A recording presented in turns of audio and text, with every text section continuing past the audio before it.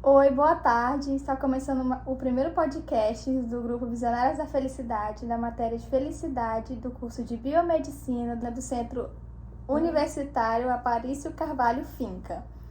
Comigo hoje está aqui a Elaine, a Suelen, a Tatiane e a Vitória. E a gente vai abordar o tema sobre comunicação não verbal. A Elaine vai falar um pouco sobre os tipos de comunicação não verbal. Olá, galera, tudo bem com vocês? Olá, meninas, tudo bem com vocês? Como que vocês estão? E o nosso podcast aqui, nós estamos muito animadas, um pouco ansiosas. E já estamos até mostrando, né, para eles um pouco de comunicação não verbal, que é nos nossos olhares, nossos gestos. E a comunicação não verbal se refere a isso, gente. É olhares, toques, postura. Como é uma mensagem melhor de se mandar sem falar. Também se refere a música, a desenho, se refere também à interação com o seu gesto, o vestimento e tudo isso. Vestimenta é a nossa característica física, estão ligadas à comunicação não verbal pela nossa aparência, que falam, né, que a primeira impressão é a que fica. E pela forma que nos vestimos, nós podemos transmitir essa comunicação não verbal. Exatamente. Seja ela financeira, se você se veste de marca ou se você se veste não de marca, mas não tão limpo. Popular, né? Vamos dizer. Tipo, a condição financeira, quando você tá meio sujo, tipo um catador ou um viciado, você já vê pela aparência dele. Até aqueles pessoas que geralmente ficam pedindo, você sabe identificar quem são, ou quem tá só indo trabalhar, que a gente encontra pessoas que às vezes, tipo, servente de pedreiro, alguma coisa assim, que elas estão com a roupa mais suja, porque é o servente de trabalho. Trabalho braçal, que Isso, exige, né? mas você vê que ele não é um pedinte. Tá desleixado, né? Não. Tá feito a barba, E tá... a comunicação não verbal, gente, eu identifico muito uma pessoa pelos gestos que ela faz e pelos olhares.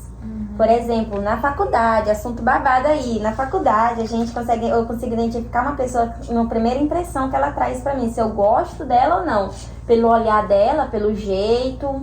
E isso é em todo lugar que a gente chega, né? Se a gente chega num salão, numa manicure, numa design de sobrancelha, numa loja, as atendentes de loja mesmo, elas olham pra gente, elas já identificam se a gente tem condição ou não de comprar. E elas têm, tipo, é um assunto babado Ou também. que seria o que elas imaginam, porque Sim. essa parte da primeira impressão, ela fica geralmente disposta no nosso cérebro a partir de padrões que ele encontra. Então, a parte do nosso cérebro que é responsável por isso. Ele vê padrões, guarda aqueles padrões, ele usa pro resto da sua vida, ou ele vai modificando. Uma pergunta, alguém de vocês já trabalhou em loja? É péssimo no trabalho. péssimo, né? Eu trabalhei numa loja Mas muito a famosinha. gente que não trabalhou em loja, mas que compra, né? Que nós mulheres ama gastar. Vocês acham que na comunicação não verbal existe um meio de bullying das pessoas que atendem, de atendimento? Provavelmente. Eu fui numa loja aqui no shopping. A minha mãe tava atrás de uma bolsa e ela ficou rodando aquele shopping. Me perdi lá dentro, ela se perdeu, enfim. E ela entrou dentro de umas 3 lojas que eu tava com ela. Uma loja assim, mas bem famosinha, né? E o pessoal simplesmente não te atende. Ou ela só fala, oi, tudo bem? E a gente saiu de casa num domingo à tarde, então você tá com a roupa Sim. assim, tranquila. de só lazer, tranquilo, confortável, e ela tá tipo, tudo bem. Ela largou minha mãe, literalmente, largou, foi lá atender uma mulher que ela entrou de um salto. A mulher tava muito linda, um salto, uma roupa linda, e ele ficou lá. Isso. Tipo, a minha mãe ficou literalmente largada. O uso da comunicação não verbal no atendimento ao público é fundamental para estabelecer uma boa conexão com os clientes, a forma dele expressar, a forma dele chegar. E isso inclui a linguagem corporal, a expressão facial, a percepção do cliente sobre a qualidade do produto. A maneira de se vestir, o tom de voz. estava falando. Sim, por causa que Eu tenho uma amiga que ela trabalhou numa loja de maquiagem e era obrigatório. Ela Está ia sempre toda maquiada. montada, toda maquiada. eu trabalhei numa loja que vende sapato, majoritariamente, e Uhum. bolsas, né? E eu lembro que isso é muito, muito ao contrário do que a loja vende, que a loja vende coisa que seria uma marca de grife aqui no Brasil, né? Lá pra fora eu não sei se tem, nunca pesquisei. Aí era obrigatório que a gente se vestisse de maneira que combinasse com a estação da loja, mas você também não podia estar muito chamativa. Então, meu cabelo recacheado não podia ser solto. Você tinha que estar elegante, né? Sim, porém discreta. Eles controlavam se o cabelo estava solto, o tom do batom. Nessa loja, do mesmo jeito que eles controlavam vocês que trabalhavam ali, eles também controlavam o modelo de clientela que eles queriam na loja? Assim, teoricamente não tem como impedir ninguém de entrar lá dentro. Sim, né? mas teoricamente eles têm os... Com certeza o público-alvo não era o público média-baixa. Sim. Era média-alta. Era especificado. Por exemplo, se o valor... Você entra numa loja que o valor de uma bolsa simples é R$1.200, você não tá querendo vender ela pra uma família classe média-baixa. Que ele tem um salário mínimo. Exatamente, você não vai vender isso, entendeu? Então eles nem vão perder o tempo em atender. Já mostra ali no gesto, assim, sabe aquele olhar? Não vou. Assim, na prática, eles falavam muito, atenda o cliente, não importa como ele está. Uhum. Mas no dia a dia, não é era assim. Não era assim. Nossa. Eu perdia horas ali com as pessoas só olhando as coisas e ir embora. Eu também. Mas, assim, quando eu trabalhei em atendimento de vendas, né? Eu também não me importava a pessoa que chegava. Até porque onde eu trabalhava, se chegasse uma pessoa de terno e gravata, ela nunca levava. Mas se chegasse uma pessoa da roça, de botina suja, cara cheia de queimada do sol, você pode ter certeza que aquele dali ia levar o carro mais caro que tinha da loja. E aqui a gente tem que prestar atenção que a gente vive num estado Com forte tudo. na agropecuária, Sim. forte em fazenda, em que o que move o estado é o pessoal que tá lá na roça mesmo, Com entendeu? certeza. Então é normal que as pessoas que estão na roça, que a gente fala, cheguem e tenha mais dinheiro do que a gente tá na cidade, né? Sim. Tranquilamente. Temos que tratar todo mundo igual, né? Entra até uma questão cultural aí. Isso. A educação. Como isso é passado pra gente, como tratar a pessoa através do que ela demonstra, seja em gesto, seja em olhar. Ou Tom de voz. muito Às vezes o importante. cliente chega na loja e fala contigo, tu tá ali com teus problemas lá de casa. Igualmente ela falou, na educação, tem o grande ponto que é a forma que a gente educa uma criança desde de quando ela começa a ter as suas relações conectivas com as pessoas, forma de comunicação não verbal, que é apontando, gritando, apontando. E aí, quando entram para a escola, na parte da educação em uma instituição, em questão de creche, pré-1, pré-2, esses professores, esses profissionais, eles recebem muita criança que não sabe falar ainda. Então, eles têm que ter essa comunicação não verbal com a criança, de saber a hora que ela está pedindo para ir no banheiro, pedindo água, uma coisa que ela não gostou, tentar ali de outras formas, gestos, atitudes, forma de se expressar com a criança para que essa criança entenda e aí poder educar elas para poder elas aprenderem a ter a iniciativa de querer falar, não apenas com a comunicação não verbal, mas também é a principal ferramenta que esses educadores utilizam é a comunicação não verbal para que possa ter uma comunicação E a verbal. expressão, né? Exatamente, a expressão. Por causa que nisso engloba não só a capacidade deles de ler a criança, mas a capacidade da criança de ler o profissional, né? Seja isso na educação, seja isso em casa, a criança ela tem, acho que uma das primeiras capacidades dela é ler o pai, ou o profissional, enfim.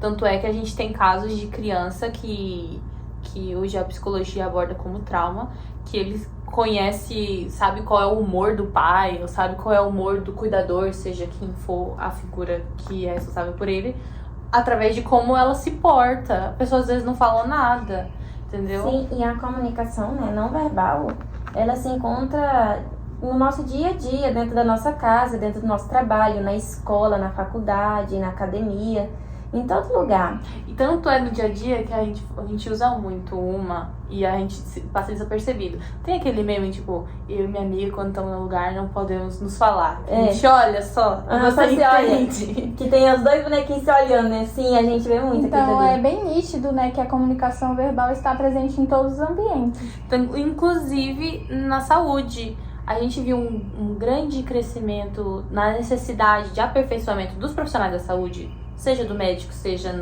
do enfermeiro, enfim, de quem está envolvido nessa parte, na pandemia, principalmente fora da parte clínica, que é a interação médico e paciente, que ele precisa criar um vínculo ali, um vínculo clínico, aquele que tem consulta.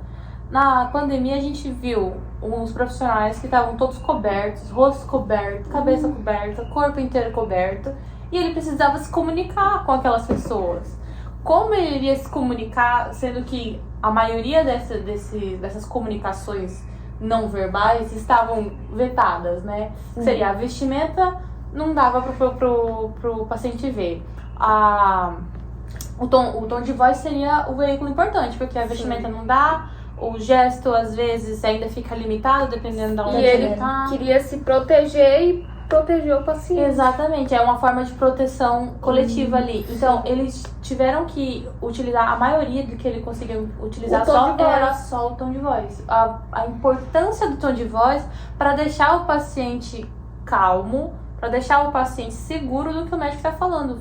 Principalmente porque era uma situação de tragédia ali, né? E nossa De desespero. Sim, e nossa cultura brasileira, né, falando nesse caso, nossa cultura brasileira, ele é muito de abraçar, de beijar, Verdade. de falar alto, de gritar, de dançar, de pular. É muito um povo assim, muito acolhedor, né? Que gosta muito de estar abraçado. Expressivo, né? E a gente pode dizer até um pouco carente, né? Que gosta de muito carinho. Aí imagina todo mundo que não está preparado com uma situação dessa se depara com a pandemia, que a gente não pode se comunicar pessoalmente, não pode abraçar, não pode beijar. Então os únicos gestos que a gente faz é uma expressão, ficar longe um do outro, distanciamento. No sentido ainda da saúde, eu falei sobre a parte do que o médico deveria expressar.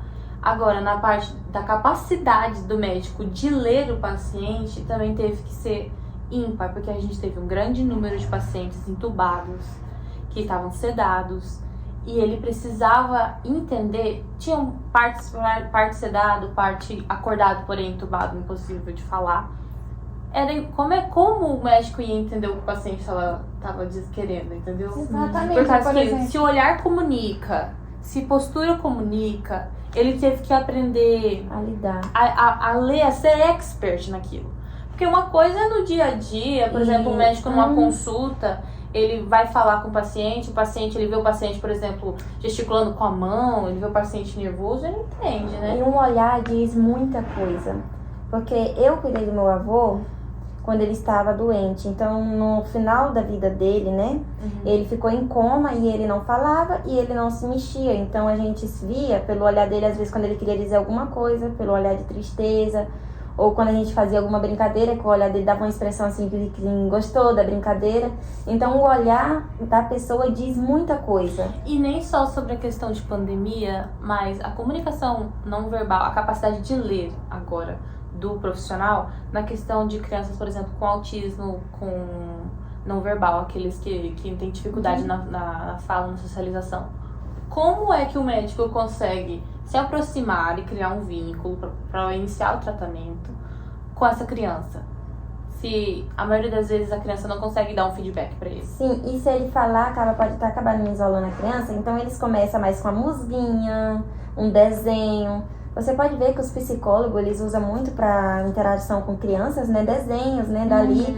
Aí a criança pinta, e ele pinta e assim vai criando uma comunicação. E isso também é uma comunicação não verbal. E geralmente esse também é uma forma deles conseguirem fazer com que a criança se comunique com eles. Porque a criança, geralmente, ela não desenha nada fora do que ela tá convivendo. Então, já vi casos de diagnóstico de crianças, por exemplo, de lares abusivos, de violência, que o médico descobre através de um desenho da criança. De um desenho, Exatamente. de um gesto que foi mal interpretado pela criança, Exatamente. que assusta essa criança.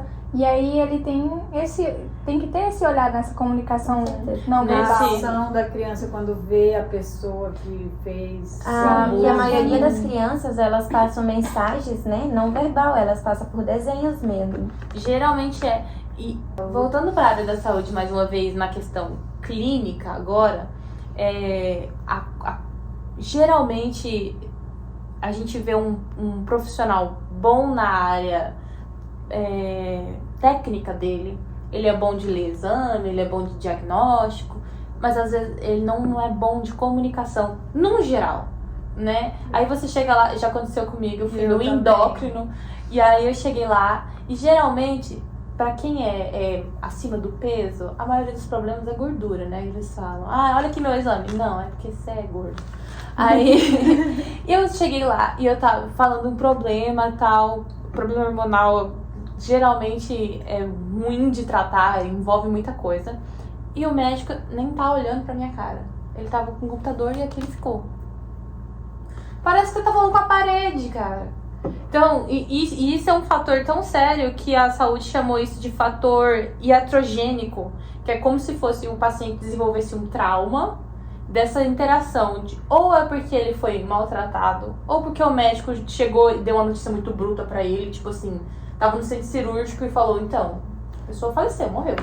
Nesse tipo de abordagem, porque ela não foi o médico não foi empático o suficiente pra fazer o médico. Não houve uma preparação nos gestos, na forma de se comportar na frente da pessoa. Geralmente na saúde a pessoa tá vulnerável, né? Ela tá vulnerável, ela tá nervosa. O trabalho do profissional da saúde nessa hora é abraçar a pessoa. E falta muito isso. Falta muito. Porque geralmente eles são muito duros. Porque eles não podem se sensibilizar com a pessoa, não pode criar nenhum vínculo com Tem o esse paciente. fator, né? Eles ficam têm que se ser bloqueando. Eles têm que ser duros. Sim, acho que é porque eles veem muito disso. É um pouco compreensível também. O tanto de coisa que eles veem. Mas ainda gera uma necessidade. Por exemplo, se você vai no médico e você não sente que não está nem sendo ouvida, como você vai continuar um tratamento, continuar um procedimento com ele? E como vocês acham que seria uma melhor forma da gente melhorar a comunicação não verbal, assim? Melhorias que todo mundo deveria utilizar no seu dia a dia?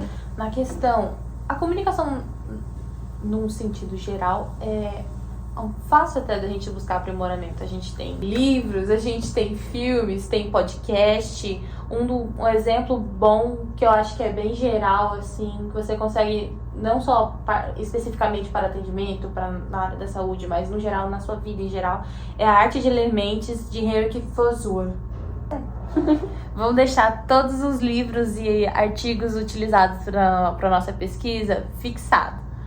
Então, é fácil de você buscar aprimoramento através disso, a partir do momento que você entende como funciona. Por exemplo, agora, com a pesquisa que a gente fez aqui, eu entendi muita coisa que você consegue modular a nossa comunicação não verbal, que E sem contar também que a comunicação não verbal, a gente aprimorando ela, a gente melhora a comunicação verbal. Muitas vezes você não precisa falar nada e apenas um gesto, um olhar. Você pode até transmitir mensagens claras. Exatamente. Expressões. Com a comunicação não Sem ter verbal. muita dificuldade, né? evitar mal entendido. Gente, a comunicação verbal, acho que ela é uma Saber das se melhores comunicar com as pessoas. coisas. E ler a Isso. comunicação. Isso Eu é acho bom, que esse é um dos... Que traz uma transmissão sem ruídos. Uhum. Para quem vai interpretar o que você está falando ou o que você está gestualizando. Outra coisa que pode ser que a gente não comentou muito, mas é a linguagem de sinais.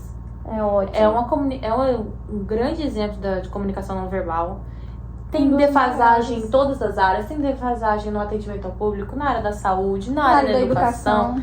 E é uma coisa tecnicamente simples, né? Com certeza. E a gente tem falta. E como é que você estabelece esse contato? Então, aprender a linguagem de sinais também é primordial. Também temos cursos de essencial comunicação. em todos os ambientes. Todos. E também temos cursos de comunicação. A oratória é um curso maravilhoso, que ali você vai aprender a te expressar, vai aprender a se comunicar, vai aprender a fazer os gestos corretos na hora de falar, e é um curso bom que vai se encaixar tanto no seu trabalho quanto no seu dia a dia. Um livro muito legal, bacana também sobre a comunicação, sobre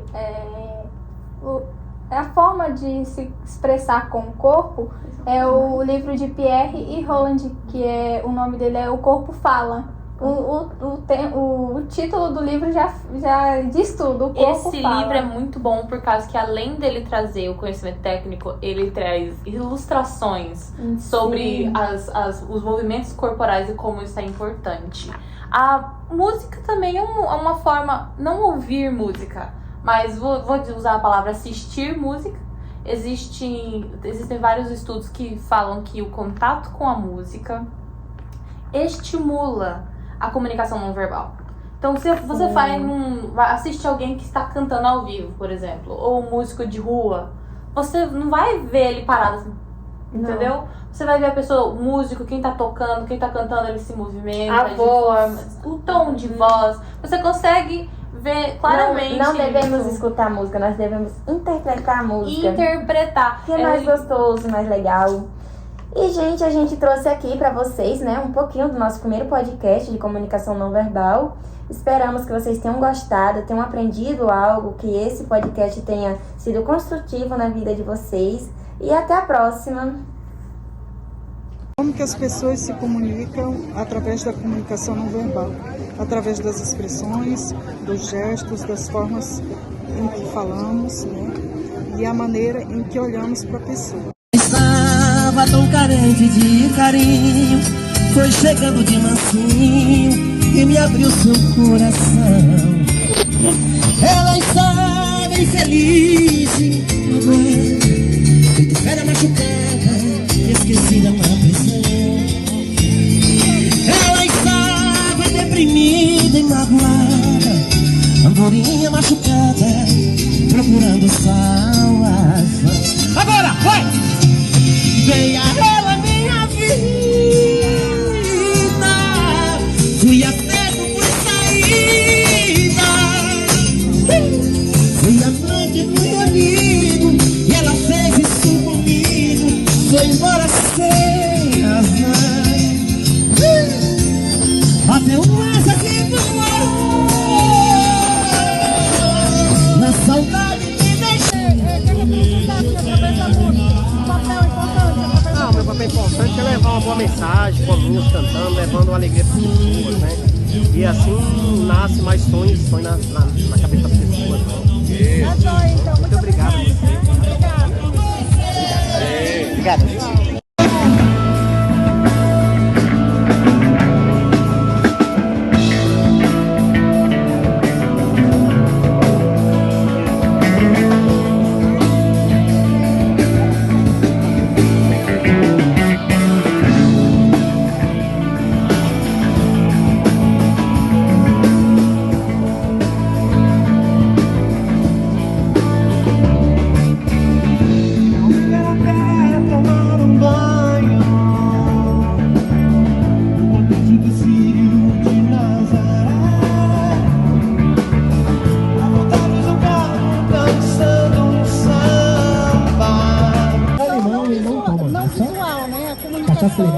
Através da música.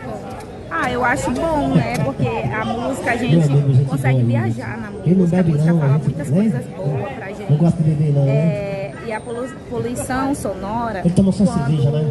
ela não é uma coisa ruído, coisa que seja assim, barulho.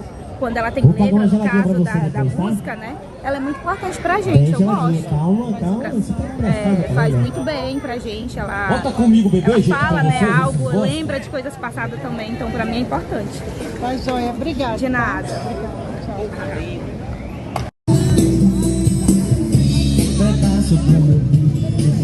Oi, eu posso te perguntar uma coisa? O que é que você sente quando você escuta uma música? O que é que você sente? O que é que você sente?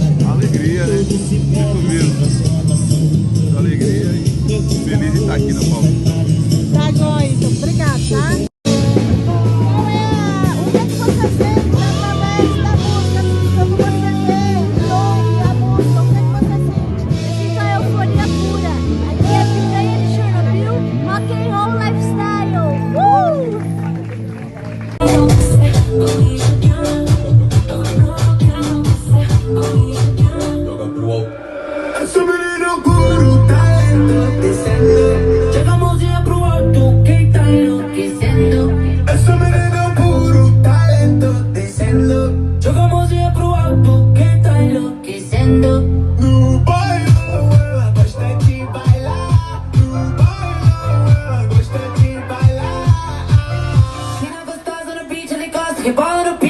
jeita. Escuta a batida do nada, ela vira dançarina.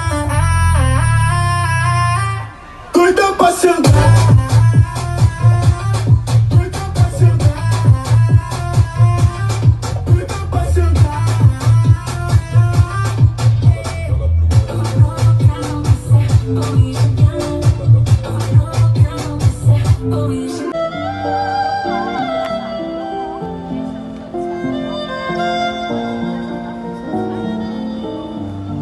Eu vou entrevistar aqui o seu Ismael e eu queria perguntar para ele o que a comunicação não verbal através da música representa. A música representa muitas coisas na vida da gente. Ela transmite emoção, ela transmite alegria. A música faz você viajar no tempo. E isso faz com que cada um de nós se sinta que a música representa muito nossas vidas.